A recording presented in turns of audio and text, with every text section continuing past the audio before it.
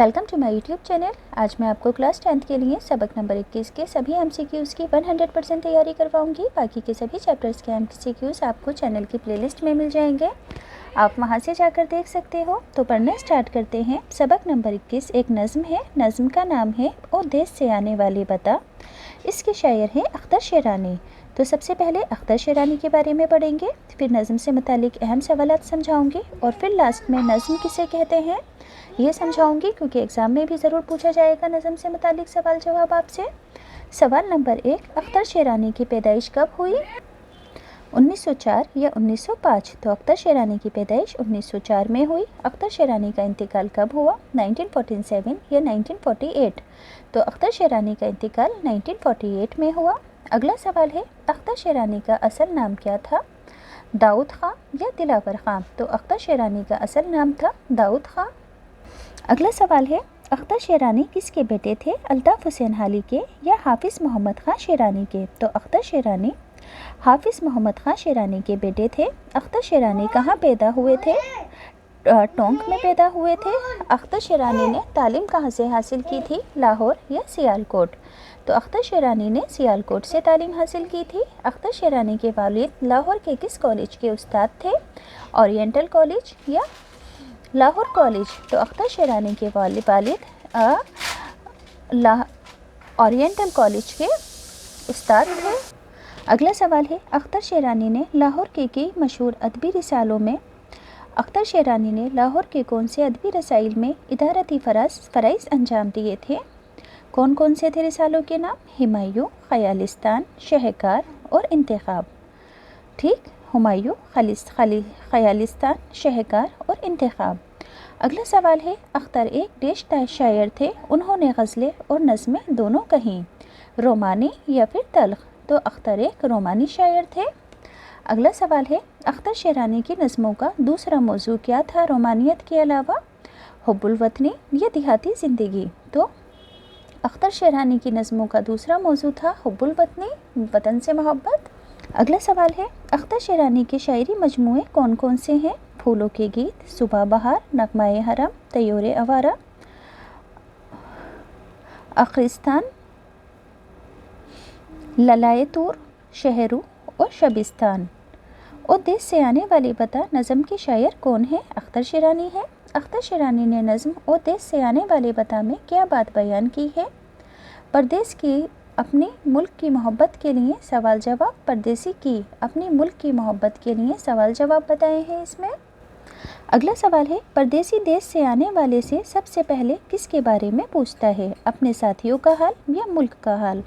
तो परदेसी देश से आने वाले से सबसे पहले अपने साथियों का हाल पूछता है। अगला सवाल है, परदेसी अपने मुल्क को किस किस नाम से पुकार कर उसका हाल पूछ रहा है? तो किनाने वतन, फिरदौसे वतन और सरवरे वतन के नाम से अपने देश को पुकार रहा है परदेसी। नज़्म और देश से आने वाले बता में किसकी तलमी दी गई है? तलमी का मतलब क्या है कि कोई ऐसे लफ्ज़ का इस्तेमाल करना जिसे पढ़कर किसी मजहबी अक़ीदे के बारे में पूरी कहानी सामने आ जाए। किनान क्या है? यहाँ पर हज़रत यूसुफ़ अलैहिस्सलाम पैदा हुए थे, तो इस नज़्म में उन्होंने हज़रत यूसुफ़ अलैहिस्सलाम की तलमी दी है। अगला सवाल है, परदेसी नौ वारिद से किस मौसम के बारे में पूछता है? बरखा रुत के बारे में या मौसम सरमा के बारे में? तो परदेसी नौ वारिद से बरखा रुत के बारे में पूछता है। अगला सवाल है, परदेसी नौ वारिद से कहता है कि ओ देश से आने वाले बता डेट से खुशबुएँ आती हैं क्या? वहाँ नाकुस की आवाज़ें गूंजती हैं, मंदिरों या दुकानों? तो आंसर होगा मंदिरों। अगला सवाल है, ओ देश से आने वाले बता क्या अब भी देश के ऊंचे पेड़ों पर पपीहे बोलते हैं, बरगद या फिर आम? तो आंसर होगा आम। अगला सवाल है, ओ देश से आने वाले बता जब देश का मौसम आता है तो रसीले गीत गाए जाते हैं, बरसात का या गर्मी का? तो आंसर होगा बरसात। अगला सवाल है, ओ देश से आने वाले बता क्या अब भी देश में मासूम बच्चे पढ़ते हैं, मदरसों या स्कूलों? तो आंसर होगा मदरसों। अगला सवाल है, ओ देश से आने वाले बता क्या अब भी हमें कोई याद करता है? हमारे देश में कोई हमें याद करता है या नहीं? दोस्तों में या रिश्तेदारों में? तो आंसर होगा दोस्तों में। नो वारिद से क्या मुराद है? नो वारिद का मतलब होता है नया आया हुआ मुसाफिर। اگلا سوال ہے کنان سے کیا مراد ہے؟ تو کنان کا مطلب ہے ملک شام کا ایک شہر جہاں حضرت یوسف علیہ السلام پیدا ہوئے تھے۔ اگلا سوال ہے ریحان سے کیا مراد ہے؟ ایک خوشبودار پھول یا ایک خوبصورت لباس؟ تو ریحان کا مطلب ہے ایک خوشبودار پھول۔ آوارہ غربت سے کیا مراد ہے؟ پردیس میں رہنے والا مسافر یا غریبی میں زندگی بسر کرنے والا۔ آوارہ غربت کا مطلب ہے پردیس میں رہنے والا مسافر۔ اگلا سوال ہے حریری سے کیا مراد ہے؟ ریشم کا ایک باریک کپڑا یا نازک؟ حریری کا مطلب ہے ریشم کا ایک باریک کپڑا۔ خواب گہ کا کیا مطلب ہے؟ خواب گہ کا مطلب ہے سونے کا کمرہ۔ بھور بھے سے کیا مراد ہے؟ بھور بھے کا مطلب ہے صبح ہوتے ہی۔ اب آپ سے ایگزام میں نظم سے متعلق سوالات بھی پوچھے جائیں گے۔ تو سوال نمبر 1 ہے نظم کے لفظی معنی کیا ہیں؟ انتظام، ترتیب یا آرائش کے؟ انتظام، منظم یا شاعری کے؟ تو نظم کے لفظی معنی ہوتے ہیں انتظام، ترتیب یا آرائش کے۔ نظم عام اور وسیع مفہوم میں یعنی کہ عام اور وسیع معنوں میں کس کے مدِ مقابل یعنی کہ کس کے اپوزٹ کے روپ میں استعمال ہوتا ہے؟ تو دیکھو آپ کی اردو کی بک کے اندر 2 پارٹ ہوتے ہیں، ایک نثر کا اور ایک نظم کا۔ نثر والے پارٹ میں وہ سبھی چیزیں آتی ہیں جو کہ نظم نہیں ہے۔ تو اس طرح سے نظم نثر کا کیا ہے؟ اپوزٹ ہے، مدِ مقابل ہے۔ اگلا سوال ہے ڈیش میں وہ تمام اصناف یعنی کہ پرکار اور اسالیب یعنی کہ اسٹائل شامل ہوتے ہیں جو حیت یعنی کہ بناوٹ کے اعتبار سے نثر نہیں ہے۔ جو نثر نہیں ہے تو وہ کیا کہلائے گا؟ نظم کہلائے گا۔ اگلا سوال ہے اصطلاحی معنوں میں ڈیش کے علاوہ تمام شاعری کو نظم کہتے ہیں، غزل کے علاوہ یا مثنوی کے علاوہ؟ تو اصطلاحی معنوں میں غزل کے علاوہ تمام شاعری کو نظم کہتے ہیں۔ جب ہم نظم کو بطور منفرد شاعر صنف دیکھتے ہیں تو اس نتیجے پر پہنچتے ہیں کہ نظم کا ایک ڈیش ہوتا ہے مرکزی خیال یا مرکزی کردار۔ تو ہر نظم کا ایک مرکزی خیال ہوتا ہے۔ اگلا سوال ہے پوری نظم کا تانا باندھا کس کے ارد گرد گھومتا ہے؟ مرکزی کردار کے یا مرکزی خیال کے؟ تو پوری نظم کا تانا بانا مرکزی خیال کے ارد گرد گھومتا ہے۔ نظم کی اہم خصوصیت کیا ہے؟ مرکزی خیال یا خیال کا تدریجی ارتقاء؟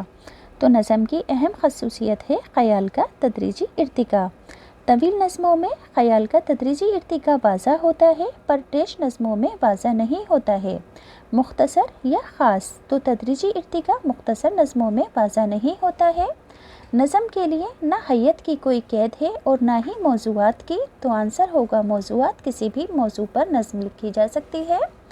اردو میں غزل اور مثنوی کی حیت میں ڈیش اور ڈیش نظمیں کہی گئی ہیں، پابند اور آزاد معرہ یا پابند اور نثری نظمیں۔ تو اردو میں غزل اور مثنوی کی طرح پابند اور آزاد معرہ نظمیں کہی گئی ہیں۔ نظم کو شعراء کے یہاں ترکیب بند اور ڈیش بند کی حیت بھی بہت مقبول رہی۔ تو ترکیب بند اور ترجیب بند کی حیت نظم کو شعراء کے یہاں بہت مقبول رہی۔ اگلا سوال ہے حیت کے اعتبار سے نظم کی کتنی قسمیں ہیں؟ تو 4 قسمیں ہیں حیت کے اعتبار سے۔ ایسی نظمیں جس میں بحر کے استعمال اور قافیوں کی ترتیب میں مقررہ اصولوں کی پابندی کی جاتی ہیں کیا کہلاتی ہیں؟ پابند نظمیں یا نظمیں معرہ؟ تو ایسی نظمیں جن میں مقررہ اصولوں کی پابندی کی جاتی ہے پابند نظمیں کہلاتی ہیں۔ ایسی نظم جس کے تمام مصرے برابر کے ہوں مگر ان کے قافیوں میں پابندی نہ ہو تو ایسی نظموں کو کیا کہتے ہیں؟ ایسی نظموں کو نظم معرہ کہتے ہیں۔